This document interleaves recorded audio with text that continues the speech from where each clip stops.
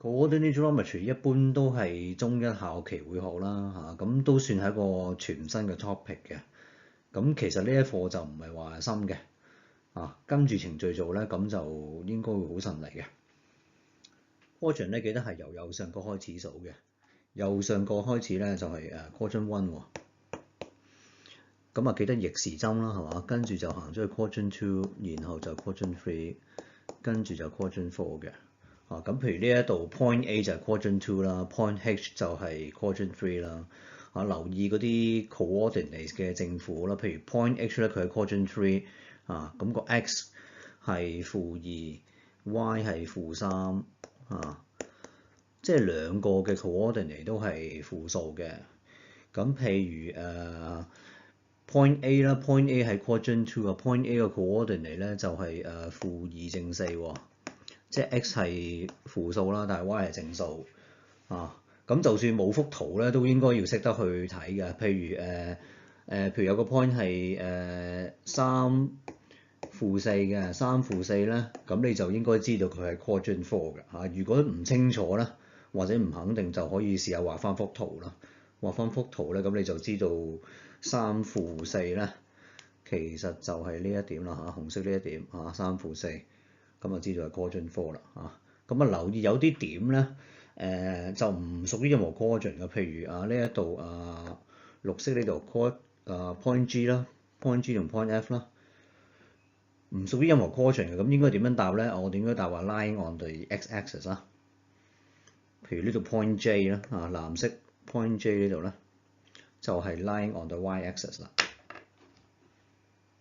咁睇翻呢幅圖啦，有啲 points 咧佢係喺 x-axis 上高嘅，即係所謂 lying on x-axis 啦。譬如 G 同 F 啦，咁你留意到咧 G 嘅 coordinate 係50，F 就係-20，咁記得啦，佢哋個 y coordinate 咧都會係0嘅，係個 y coordinate 喎，唔係 x coordinate 咁亦都睇下 point J 啦point J 即係藍色呢點啦point J 個 coordinate 咧係0-4咁佢係 lying on the y-axis 㗎，喺 y-axis 上高嘅，咁佢就係咧嗰個x coordinate 會係0咁要靈活啦。譬如調翻轉，你都要知道係喺 x-axis 定還是喺 y-axis 上高譬如有個 point 係0跟住9990,999咧，咁你就知道佢係 lying on y-axis 啦。如果個 y coordinate 係0咧，咁就 lying on the x-axis 啦。呢度好快揾翻 distance between two points 譬如呢度 CD find the distance between CD 咁留意到 C 同 D 嘅 x coordinate 一樣一樣嗰個你就唔需要理會咁我哋將唔一樣個 coordinate 即係 y coordinate 相減，記得要大減細啦即係3減-4，大數減細數因為 distance 一定係正數正負數計算啦，記住要小心啦。咁 CE 係打橫嘅。個 y coordinate 一樣咁就將佢哋個 x coordinate 相減啦記得都係大減細啦，即係5減-2，計到7個 units。咁呢啲題型就係題目俾咗幅圖我哋啦同埋有啲嗰啲 points 嘅 coordinates 俾咗我哋啦咁就要計呢個多邊形嘅面積咁主要就係嗰啲邊長咧，就記得要寫翻步驟，計翻嗰啲邊長譬如呢個 BD 嘅長度。BD 嘅長度寫翻步驟雖然步驟好簡單，都應該要寫嘅咁我就建議你哋咧準備好晒嗰啲邊長呢啲邊長全部準備好晒咧，然後先去計嗰個 area 啦咁個 area 其實即係上高呢個三角形係嘛？上高呢個三角形再加翻下低個梯形咯咁你準備好晒啲邊長咧，調色就唔會咁長啦，唔會咁繁複亦都冇咁容易做錯。咁呢一題都係計 area 啦，但係個步驟會比較繁複啲呢一題會用到填補法，你見到呢個三角形咧因為嗰啲邊咧全部都係打斜喎留意到全部都係打斜嘅。咁打斜嘅邊嘅長度咧，我哋係會去到中三先會學嘅咁變咗我哋要另外用間接嘅方法去揾個 area 啦。其實即用填補法嚇。咁你見到咧，我哋見到呢個外圍咧，就係一個梯形啦嚇，外圍一個梯形啊，即係 ADEC 係一個梯形啦嚇。咁將梯形嘅 area 咧就減翻橙色呢兩個三角形嘅 area 啊。咁你見到我哋加咗一啲 point 上去嘅，加咗呢個 point D 啦，同埋 point E 呢點嚇，咁個 coordinate 咧咁啊寫清楚咯喎，咁啊準備好晒咧，然後就係啦，揾翻嗰啲邊長嚇，梯形啊、三角形嗰啲邊長啊，寫清楚個列式啊，將梯形面積咧減翻嗰兩個三角形面積嚇，然後咁就揾到個答案啦，跟翻呢個程序去做嘅。Translation 就算係最簡單嘅 transformation，記得4個方向嚇，上下同埋左右啊。左右咧就會影響到個 x coordinate 嘅。如果係向右咧 ，x coordinate 會增加；向左咧 ，x coordinate 會減少。上下咧就影響個 y coordinate， 向上咧就個 y coordinate 會增加，向下咧 y coordinate 會減少。好啦，睇好快啦啊 ！Part A 啊 ，translated to the right by A units 啊。咁即係個 x coordinate 會增加咗啦，加咗8咁多啦。嗱，記住呢個步驟咧係要寫出嚟㗎嚇。雖然加數好簡單，寫咗先嚇，然後先再寫最後個答案。Part B 啦 ，translation downward by 7 unit， 咁即係影響個 y coordinate 啦嚇，個 y coordinate 會減少咯，減少個7啦嚇，咁啊寫翻呢個步驟咯嚇，將原本 y coordinate 減翻7嚇，然後先至寫答案嘅。嗱 reflection 最簡單嘅情況就係 reflect above x-axis 或者 y-axis 嚇，好似呢度 part A 啦嚇 ，point A reflect above x-axis 去到 A1 嗰度啊，咁即係嗰塊鏡啦嚇，好似一塊鏡咁樣啊 ，x-axis 就係嗰塊鏡啊，咁啊記得去咗塊鏡嘅後邊啊，呢一題咧就畫咗幅圖俾我哋嘅啊，咁我哋可以好好利用幅圖啦啊，如果題目冇俾圖我哋咧。我哋都可以畫翻幅圖出嚟，咁就記得點樣做啦。做得多就會熟噶咯。咁你見到 A2 嗰個 x coordinate 係唔變嚇，咁個 y coordinate 咧就會反轉啊，個正負反轉，即係由-5咧就變咗做正5啦。咁啊記得啦嚇，右手邊就 reflect above x-axis 咧，個 y coordinate 會反轉嘅。好，咁啊 part B 咯嚇 ，part B 呢度都係 point A 啦 ，reflect above y-axis 去到 A2 嗰點。咁今次嗰塊鏡咧就係綠色呢度啦，y-axis 就係嗰塊鏡咯，咁就去咗塊鏡嘅後邊啦，即係去咗呢一點啦，綠色呢點啦綠色呢點就係 A2啦，咁我哋唔好依賴幅圖啊我哋要識得做嘅喎，咁你見到 A2咧嗰個 y coordinate 咧係唔變㗎，係嘛？因為同 A 係一樣咁高㗎嘛，係嘛？咁 y coordinate 唔變啦，而個 x coordinate 咧個正負就反轉啦，即係由-6咧變咗做正6。咁我記得咯 ，reflect above y-axis 咧個 x coordinate 係會反轉嘅。嗱，咁啊做得多就會記咗㗎啦嚇，咁就唔需要依賴幅圖嚇。但係如果真係唔記得咧，自己畫翻幅圖，咁啊唔好記錯啦。Reflection 有一種比較複雜啲嘅情況咧，就係嗰個 line of reflection 咧，即係嗰塊鏡咧就唔係 x-axis， 亦都唔係 y-axis 啊。譬如呢一題part A 啦。P is reflected above L1 即係紅色呢條線即係呢條線咧就係塊鏡嚟嘅嗱，留意呢條線就唔係 y-axis 喎呢條線咧就穿過41嗰點嘅咁我哋而家試下做呢個 reflection 咁我哋跟住個程序去做嘅我哋首先留意 point P 嗰點咧，同塊鏡嘅距離咧就應該係2個單位咯咁呢度我哋比較翻個 x coordinate 啦，係嘛？x coordinate 就即係6減46減4就即係2個單位咯咁記得我哋喺呢度寫翻步驟出嚟咯隔離呢度寫翻6減4呢個步驟2個單位啦。好，咁 point P 就去咗塊鏡嘅後邊綠色呢點，咁塊鏡後邊都應該係2個單位咁長咯，都係2個單位嘅咁呢一點咧就係 P1啦咁我哋就咁樣睇啦，由 P 去到 P1咧，其實即係向左係嘛？向左咧行4個單位向左行4個單位，即係2乘2啦，向左行2乘2咁多單位。咁可以當係 translation 咁樣做嚇。咁你見到呢個步驟咧就咁樣寫啦，即係將個 x coordinate 咧減翻2乘2，減翻4個單位。咁然後再寫答案啦。咁呢一個咧就係第2個 step 啦。咁記得呢啲題目咧，嗱呢一幅圖就俾咗我哋啦。如果題目冇俾圖我哋咧，咁係啊，其實都係需要自己畫圖嘅。如果唔畫圖咧，就好容易會搞錯嗰啲 coordinates。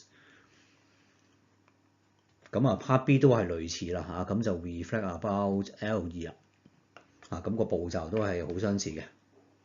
rotation 咧就算係transformation 之中咧比較複雜啲啦咁不過如果小心處理跟住程序去做咧，就應該係會好順利嘅。咁我哋呢度好快咁溫翻啦咁中一嚟講咧 rotation 咧係得3種嘅啫，90度、180度或者270度。咁全部都係一定係 rotate about O 噶啦即係個中心點咧就係 O 圍住 O 嗰點轉嘅我哋譬如我哋當係有呢一點咯，63呢點 OK， 呢點 coordinate 係63嘅。咁我哋而家示範第一種先啦 ，rotate 90 degrees 啦clockwise clockwise 咁即係箭嘴呢個方向啦箭嘴呢個方向就係順時針咯我哋當 OA 咧，我哋連埋佢先啦，我哋當係一支棍咁樣啦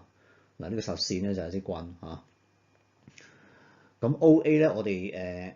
大致上跟翻個比例去畫轉90度咁就大致上就去咗呢一度啦咁而家有格仔咧，其實就好方便嘅咁我當呢叫 A2啦咁個程序好簡單 ，rotation 個程序咧記住係得2步嘅啫。第一步我哋將 x 同 y 嘅 coordinate 咧對調咁而家係 coordinate 係63咯，對調咗咁36嘅咯咁第二步咧就係調整翻個正負號咁我哋知道而家 A2咧其實佢就去咗 quadrant 4即是話咧嗰個 y 坐標咧 y coordinate 咧就應該係負數咁所以咧我哋喺個6嗰度咧就補翻個負號啦即係個 y coordinate 應該係負6嘅。咁補翻個正負號咧咁就啱啦咁即係 A2咧個 coordinate 就係3負6，2步咁就搞掂㗎啦記住第一步對調 x y， 然後第二步咧就係調整個正負號嘅。好，咁我哋咧示範第二個情況啦，就係 rotate 180度rotate 180度咁呢一度都係 clockwise 咁其實180度嚟講咧就冇話分 clockwise 定 anti-clockwise 㗎啦兩邊都一樣㗎啦。好，咁我哋都係繼續啦我哋可以再轉多90度即係頭先轉咗90度去到 A2啦，咁我哋再轉多90度咧，咁即係總共就轉咗180度，咁即係咧又係好似一支棍咁咯，係嘛？咁又係轉翻90度啦，咁呢度有格仔啦，可以畫得好準確啦好啦，咁我哋當呢點 A3咁又係跟翻程序咯跟翻頭先個程序。第一步咧就係反轉 XY 記得第一步係反轉。即係對調啦對調嗰個 x 同 y 咯3負63負6對調咗咧就係負63記得呢一步就唔好諗個正負號，唔需要擔心個正負號。總之將嗰兩個 coordinate x 同 y 對調就得㗎啦。第二步先處理個正負號。咁你見到咧，而家 A3 就去咗 quadrant 3嗰度quadrant 3嚟講咧，應該 x 同 y 都係負數嘅。x 同 y 都係負數咧，咁即係嗰個 y 坐標咧就要變翻負3咯咁即係 A3 嘅 coordinate 咧就係負6負3。咁其實你都留意到咧rotate 180度咧有個快啲嘅方法嘅咁就唔使分兩次90度咁樣轉啦咁你見到咧其實咧我哋可以直接將個 x coordinate 咧嗰個正負反轉即係呢個6咧就變咗負6另外 y coordinate 都係咁做。你見到呢個3咧變咗負3即係將 x 同 y coordinate 嘅正負號反轉，咁就得㗎啦。咁就唔使分兩次轉啦咁呢個方法咧係方便啲嘅最後我哋講埋啦 rotate 270度 rotate 270度，第三種情況 rotate 270度。嗱，咁我哋可以繼續啦，係嘛？頭先我哋 rotate 到 A3 就係180度，咁再轉多90度咧，就會去咗，咁即係總共轉咗270度啦。嗱，咁我哋 A3 呢度又係啦，呢一支棍咧又轉多90度啦，咁就嚟咗呢度啦。呢一點就係 A4 係嘛？再轉多90度，繼續轉多90度嘅。咁我哋又跟翻程序啦，係嘛？我哋望翻 A3 個 coordinate 將 x 同 y 對調嚇，記得第一步係 x 同 y 對調嚇，咁即係-3、-6啦。第二步就調整嗰個正負號嘅。咁而家你見到 A4 咧就係 quadrant 2啊，quadrant 2嚟講咧，嗰個 y coordinate 係正數係嘛？x coordinate 係負數，咁即係 x coordinate 唔需要調整啦，我哋調整翻個 y coordinate y coordinate 咧就應該係正6啦，係嘛？-3正6啊。嗱，咁我哋有個簡單啲嘅方法，記住rotation 有個簡單啲嘅方法。如果係270度咧，其實我哋可以反方向，咧轉翻90度就得啦嚇。譬如呢一度270度 clockwise 咧，其實即係等同於 clockwise 轉翻90度反方向anti-clockwise anti-clockwise 咁啊轉翻90度啦咁即係橙色箭嘴呢個方向啦橙色箭嘴呢個方向轉翻90度即係直接由 A 去到 A4 咯，係嘛？由 A 去到 A4 咁我哋又試下啦，係嘛？我哋又再嚟多次嗱，呢度拆咗佢先，由 A 去到 A4 轉90度，咁都係跟翻程序啦首先我哋對調啦 ，x 同 y 對調你見到 A 係63，對調咗就36咯。記住對調嗰陣時就唔好擔心個正負號。好啦，對調咗之後咧，先再處理個正負號啦。咁你見到 A4 係 quadrant 2 quadrant 2嗰個 x 應該係負數嘅，咁我哋喺 x 嗰度補翻個負號咯。個 y 就唔使補啦 ，y 係正數咁就好合理啦。咁即係 A4 就-36啦。咁有啲書咧或者筆記會有啲公式，我就唔建議你哋記嗰啲公式因為嗰啲公式都幾多啊，都可能會記得比較辛苦咁記住跟翻 Gmesh 呢個方法對調 x y， 然後調整正負號同埋 rotation 嚟講都係需要畫圖嘅如果題目冇俾圖我哋咧，我哋都需要自己畫翻幅圖，因為我哋一定要搞清楚嗰啲 points 嘅位置我哋要搞清楚佢個 x y coordinate 嗰個正負號，所以係需要畫圖嘅。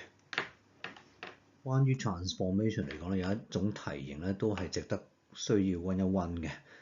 譬如呢一題啦，佢話 point P 啦point P 首先係 translation downward 7 units 去咗 point Q 嗰度，然後就 reflect above y-axis 去咗 point R 嗰度。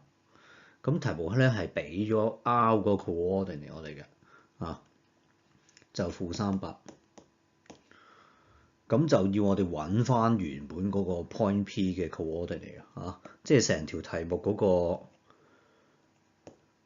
流程就係咁樣啦P 就去咗 Q 又去咗 R， 咁我哋就要調翻轉求翻 P 嘅 coordinates咁個技巧咧就係咧，我哋諗翻相反嘅動作啦譬如呢一度由 Q 去 R 咧就 reflect above y-axis， 咁其實相反咧都係啦。相反都係一樣，都係 reflect above y-axis 嘅。咁你知道啦 ，reflect above y-axis 咧，即係將嗰個x coordinate 嘅正負反轉啦。-300咧就會變做正300啦。即係 Q 嘅 coordinate 咧就係正3同埋正8咯。好啦，跟住我哋由 Q 走翻去 P 由 Q 走翻去 P 咧，即係 downwards。7個單位相反相反咁即係 upwards 相反咁即係 upwards 都係7 units 咁既然係 upwards 咧，即係將個 y coordinate 咧加翻7啦，係嘛 ？x coordinate 唔變啦y coordinate 加翻7， 8加7， 8加7就係15啦。咁呢一個就係 P 嘅 coordinate 啦咁記得呢個技巧。將成個 transformation 嗰個程序調翻轉嚇，同埋所有 transformation 都係調翻轉去諗嘅，咁就求到原本嘅 coordinate 嚇，咁同埋睇題目講少少睇清楚啦嚇。